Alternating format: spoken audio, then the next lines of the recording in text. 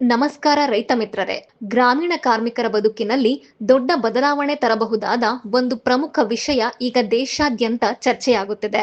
ಹಲವು ವರ್ಷಗಳಿಂದ ಗ್ರಾಮೀಣ ಬಡ ಕುಟುಂಬಗಳಿಗೆ ಉದ್ಯೋಗದ ಭರವಸೆ ನೀಡುತ್ತಿರುವ ನರೇಗಾ ಯೋಜನೆಯ ಜೊತೆಗೆ ಈಗ ಜಿ ಎಂಬ ಹೊಸ ವ್ಯವಸ್ಥೆ ಅಥವಾ ತಂತ್ರಜ್ಞಾನ ಆಧಾರಿತ ವ್ಯವಸ್ಥೆ ಜೂನ್ 1ರಿಂದ ಜಾರಿಗೆ ಬರುತ್ತಿದೆ.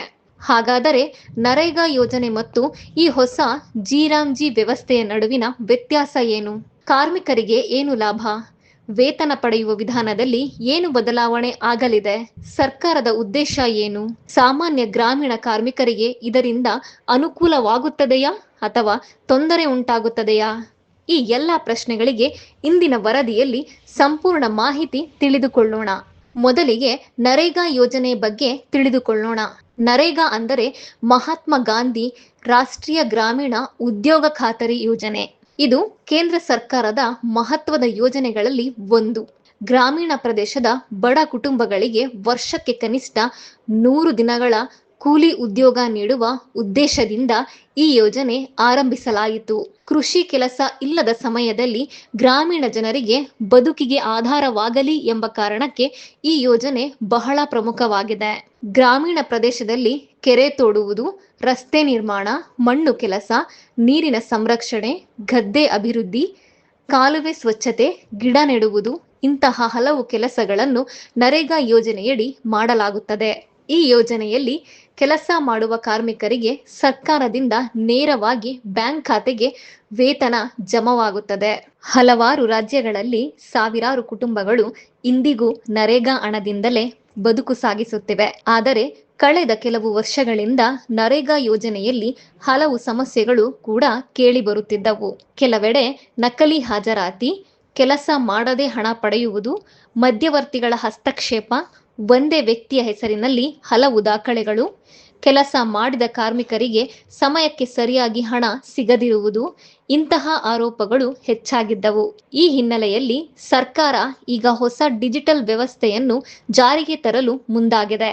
ಅದೇ ಜಿ ಅಥವಾ ಮೊಬೈಲ್ ಆಧಾರಿತ ಹಾಜರಾತಿ ಮತ್ತು ಮೇಲ್ವಿಚಾರಣೆ ವ್ಯವಸ್ಥೆ ಎಂದು ಹೇಳಲಾಗುತ್ತಿದೆ. ಈ ಹೊಸ ವ್ಯವಸ್ಥೆಯ ಪ್ರಮುಖ ಉದ್ದೇಶ ಏನು? ಕಾರ್ಮಿಕರು ನಿಜವಾಗಿಯೂ ಕೆಲಸದ ಸ್ಥಳಕ್ಕೆ ಬಂದಿದ್ದಾರೆಯೇ ಇಲ್ಲವೇ ಎಂಬುದನ್ನು ಖಚಿತಪಡಿಸಿಕೊಳ್ಳುವುದು. ಈಗಾಗಲೇ ಕೆಲವು ರಾಜ್ಯಗಳಲ್ಲಿ ಮೊಬೈಲ್ ಆಪ್ ಮೂಲಕ ಹಾಜರಾತಿ ವ್ಯವಸ್ಥೆ ಆರಂಭಿಸಲಾಗಿದೆ. ಕಾರ್ಮಿಕರು ಕೆಲಸಕ್ಕೆ ಬಂದಾಗ ಫೋಟೋ ತೆಗೆದು ಅಪ್ಲೋಡ್ ಮಾಡಲಾಗುತ್ತಿದೆ. ಬೆಳಗ್ಗೆ 1 ಬಾರಿ, ಸಂಜೆ 1 ಬಾರಿ ಹೀಗೆ ಹಾಜರಾತಿ ದಾಖಲಾಗುತ್ತಿದೆ. ಅಂದರೆ ಮೊದಲು ಹೇಗಿತ್ತೋ ಕಾಗದದಲ್ಲಿ ಹೆಸರು ಬರೆದು ಹಾಜರಾತಿ ಹಾಕುತ್ತಿದ್ದ ವ್ಯವಸ್ಥೆ ಈಗ ನಿಧಾನವಾಗಿ ಡಿಜಿಟಲ್ ಆಗುತ್ತಿದೆ. ಜೂನ್ 1ರಿಂದ ಜಾರಿಗೆ ಬರುತ್ತಿರುವ ಹೊಸ ನಿಯಮಗಳ ಪ್ರಕಾರ ಹಲವೆಡೆ geo tag photo, mobile app ಹಾಜರಾತಿ, ಆಧಾರ್ ಆಧಾರಿತ ದೃಢೀಕರಣ, ಬ್ಯಾಂಕ್ ಲಿಂಕ್ ಇವುಗಳಿಗೆ ಹೆಚ್ಚು ಒತ್ತು ನೀಡಲಾಗುತ್ತಿದೆ. ಹಾಗಾದರೆ ಕಾರ್ಮಿಕರಿಗೆ ಇದರಿಂದ ಏನು ಲಾಭ? ಮೊದಲ ದೊಡ್ಡ ಲಾಭ ಎಂದರೆ ನಕಲಿ ದಾಖಲೆ ಕಡಿಮೆಯಾಗುವ ಸಾಧ್ಯತೆ. ಯಾರು ನಿಜವಾಗಿಯೂ ಕೆಲಸ ಮಾಡುತ್ತಾರೆ ಅವರಿಗೆ ಮಾತ್ರ ವೇತನ ಸಿಗುತ್ತದೆ ಎನ್ನುವುದು ಸರ್ಕಾರದ ವಾದ. ಎರಡನೆಯದು, ವೇತನ ನೇರವಾಗಿ ಬ್ಯಾಂಕ್ ಖಾತೆಗೆ ಬೇಗ ಜಮೆಯಾಗುವ ಸಾಧ್ಯತೆ ಇದೆ. ಮೂರನೆಯದು, ಕೆಲಸದ ಸ್ಥಳದಿಂದ ಮಾಹಿತಿ ಸರ್ಕಾರಕ್ಕೆ ತಕ್ಷಣ ಲಭ್ಯವಾಗುತ್ತದೆ. ನಾಲ್ಕನೆಯದು, ಕೆಲಸದ ಪ್ರಗತಿ ಮೇಲೆ ನೇರ ಮೇಲ್ವಿಚಾರಣೆ ಸಾಧ್ಯವಾಗುತ್ತದೆ. ಐದನೆಯದು, ಗ್ರಾಮ ಪಂಚಾಯಿತಿ ಮಟ್ಟದಲ್ಲಿ ನಡೆಯುತ್ತಿದ್ದ ಕೆಲವು ಅಕ್ರಮಗಳಿಗೆ ತಡೆ ಬೀಳಬಹುದು ಎಂದು ಹೇಳಲಾಗುತ್ತಿದೆ. ಆದರೆ ಇನ್ನೊಂದು ಕಡೆ ಕೆಲವು ಕಾರ್ಮಿಕರು ಮತ್ತು ಗ್ರಾಮೀಣ ಸಂಘಟನೆಗಳು ಆತಂಕವೂ ವ್ಯಕ್ತಪಡಿಸುತ್ತಿವೆ. ಯಾಕೆಂದರೆ ಗ್ರಾಮೀಣ ಪ್ರದೇಶದಲ್ಲಿ ಎಲ್ಲೆಡೆ ಉತ್ತಮ ಇಂಟರ್ನೆಟ್ ವ್ಯವಸ್ಥೆ ಇಲ್ಲ, ಮೊಬೈಲ್ ಸಿಗ್ನಲ್ ಸಮಸ್ಯೆ, ಸ್ಮಾರ್ಟ್ಫೋನ್ ಕೊರತೆ, ತಾಂತ್ರಿಕ ದೋಷ, ವಯಸ್ಸಾದ ಕಾರ್ಮಿಕರಿಗೆ ಡಿಜಿಟಲ್ ವಿಧಾನ ಗೊತ್ತಿಲ್ಲದಿರುವುದು ಇಂತಹ ಸಮಸ್ಯೆಗಳು ಉಂಟಾಗಬಹುದು ಎಂಬ ಅಭಿಪ್ರಾಯ ವ್ಯಕ್ತವಾಗುತ್ತಿದೆ. ಕೆಲವು ಕಡೆ ಬೆಳಗ್ಗೆ ಹಾಜರಾತಿ ಫೋಟೋ ತೆಗೆದರೂ ಸರ್ವರ್ ಸಮಸ್ಯೆಯಿಂದ ಅಪ್ಲೋಡ್ ಆಗದೇ ಇರುವ ಘಟನೆಗಳು ಈಗಾಗಲೇ ವರದಿಯಾಗಿವೆ. ಹೀಗಾಗಿ ಕಾರ್ಮಿಕರು ಕೆಲಸ ಮಾಡಿದರೂ ದಾಖಲೆ ಸರಿಯಾಗಿ ಹೋಗದಿದ್ದರೆ ವೇತನ ತಡವಾಗುವ ಭೀತಿ ಇದೆ ಎಂದು ಹಲವರು ಹೇಳುತ್ತಿದ್ದಾರೆ. ಇನ್ನೊಂದು ಪ್ರಮುಖ ವಿಷಯ ಏನೆಂದರೆ ಆಧಾರ್ ಮತ್ತು ಬ್ಯಾಂಕ್ ಲಿಂಕ್ ಸಮಸ್ಯೆ. ಬಹಳಷ್ಟು ಗ್ರಾಮೀಣ ಕಾರ್ಮಿಕರ ಬ್ಯಾಂಕ್ ಖಾತೆಗಳಲ್ಲಿ ಹೆಸರು ಮತ್ತು ಆಧಾರ್ ಮಾಹಿತಿಯಲ್ಲಿ ವ್ಯತ್ಯಾಸಗಳಿವೆ. ಕೆಲವು ಜನರ ಖಾತೆ ನಿಷ್ಕ್ರಿಯವಾಗಿದೆ, ಕೆಲವರ ಖಾತೆಗಳಲ್ಲಿ ಮೊಬೈಲ್ ಸಂಖ್ಯೆ ಅಪ್ಡೇಟ್ ಇಲ್ಲ. ಈ ಕಾರಣಗಳಿಂದ ಹಣ ಜಮೆಯಾಗುವುದರಲ್ಲಿ ಸಮಸ್ಯೆಗಳು ಎದುರಾಗಬಹುದು. ಹೀಗಾಗಿ ಸರ್ಕಾರ ಈಗ ಗ್ರಾಮ ಪಂಚಾಯಿತಿ ಮಟ್ಟದಲ್ಲಿ ಕಾರ್ಮಿಕರಿಗೆ ಮಾಹಿತಿ ನೀಡುವ ಕೆಲಸ ಕೂಡ ಆರಂಭಿಸಿದೆ. ಹಾಗಾದರೆ ನರೇಗಾ ಮತ್ತು ಜಿರಾಮ್ಜಿ ನಡುವಿನ ವ್ಯತ್ಯಾಸ ಏನು? ನರೇಗಾ ಒಂದು ಉದ್ಯೋಗ ಖಾತರಿ ಯೋಜನೆ. ಆದರೆ ಜಿರಾಮ್ಜಿ ಅಥವಾ ಹೊಸ ಮೊಬೈಲ್ ಆಧಾರಿತ ವ್ಯವಸ್ಥೆ ಎನ್ನುವುದು ನರೇಗಾ ಕೆಲಸಗಳ ಮೇಲ್ವಿಚಾರಣೆ ಮತ್ತು ಹಾಜರಾತಿ ದಾಖಲಿಸುವ ಡಿಜಿಟಲ್ ವಿಧಾನ ಎಂದು ಹೇಳಬಹುದು. ಅಂದರೆ ನರೇಗಾ ಯೋಜನೆ ಮುಂದುವರಿಯುತ್ತದೆ, ಆದರೆ ಅದರೊಳಗಿನ ಕಾರ್ಯವಿಧಾನದಲ್ಲಿ ಬದಲಾವಣೆ ಬರುತ್ತಿದೆ. ಹಳೆಯ ಪದ್ಧತಿ ಏನು? ಹಾಜರಾತಿ ಪುಸ್ತಕ, ಕೈಬರಹ ದಾಖಲೆ, ಸ್ಥಳೀಯ ಮಟ್ಟದ ಪರಿಶೀಲನೆ. ಹೊಸ ಪದ್ಧತಿ ಏನು? Mobile app, geo tag photo, digital ಹಾಜರಾತಿ, ಆಧಾರ್ ಪರಿಶೀಲನೆ. ಇದರಿಂದ ಸರ್ಕಾರಕ್ಕೆ ಕೆಲಸದ ಸ್ಥಳಗಳ ಮಾಹಿತಿ ನೇರವಾಗಿ ಲಭ್ಯವಾಗುತ್ತದೆ. ಇನ್ನೊಂದು ಮುಖ್ಯ ವಿಚಾರ ಎಂದರೆ ವೇತನ ಪಾವತಿ. ಹಲವಾರು ಕಾರ್ಮಿಕರು ನರೇಗಾ ಹಣ ತಡವಾಗಿ ಬರುತ್ತದೆ ಎಂದು ದೂರಿದ್ದರು. ಕೆಲವೊಮ್ಮೆ 15 ದಿನಗಳಲ್ಲಿ ಬರಬೇಕಾದ ಹಣ 1 ತಿಂಗಳು ಅಥವಾ 2 ತಿಂಗಳು ತಡವಾಗುತ್ತಿತ್ತು. ಹೊಸ ವ್ಯವಸ್ಥೆಯಿಂದ ದಾಖಲೆಗಳು ವೇಗವಾಗಿ ಹೋಗುವುದರಿಂದ ಪಾವತಿ ಕೂಡ ವೇಗವಾಗಬಹುದು ಎಂದು ಸರ್ಕಾರ ಹೇಳುತ್ತಿದೆ. ಆದರೆ ನೆಲಮಟ್ಟದಲ್ಲಿ ಅದು ಎಷ್ಟು ಪರಿಣಾಮಕಾರಿ ಆಗುತ್ತದೆ ಎನ್ನುವುದನ್ನು ನೋಡಬೇಕಾಗಿದೆ. ಗ್ರಾಮೀಣ ಕಾರ್ಮಿಕರ ಬದುಕಿನಲ್ಲಿ ನರೇಗಾ ಯೋಜನೆ ಎಷ್ಟು ಮುಖ್ಯ ಎಂಬುದನ್ನು ಅರಿತುಕೊಳ್ಳುವುದು ಕೂಡ ಅಗತ್ಯ. ಬರ ಪರಿಸ್ಥಿತಿ, ಕೃಷಿ ಸಂಕಷ್ಟ, ಕೆಲಸದ ಕೊರತೆ ಇಂತಹ ಸಂದರ್ಭಗಳಲ್ಲಿ ನರೇಗಾ ಹಲವಾರು ಕುಟುಂಬಗಳಿಗೆ ಆಧಾರವಾಗಿದೆ.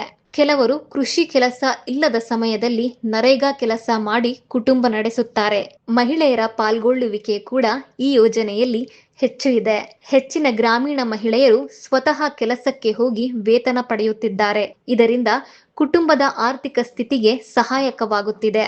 ಹೀಗಾಗಿ ಯಾವುದೇ ಹೊಸ ನಿಯಮ ಜಾರಿಗೆ ತರಬೇಕಾದರೂ ಕಾರ್ಮಿಕರಿಗೆ ತೊಂದರೆ ಆಗದಂತೆ ಸರ್ಕಾರ ಕ್ರಮ ಕೈಗೊಳ್ಳಬೇಕು ಎಂಬ ಅಭಿಪ್ರಾಯ ವ್ಯಕ್ತವಾಗುತ್ತದೆ.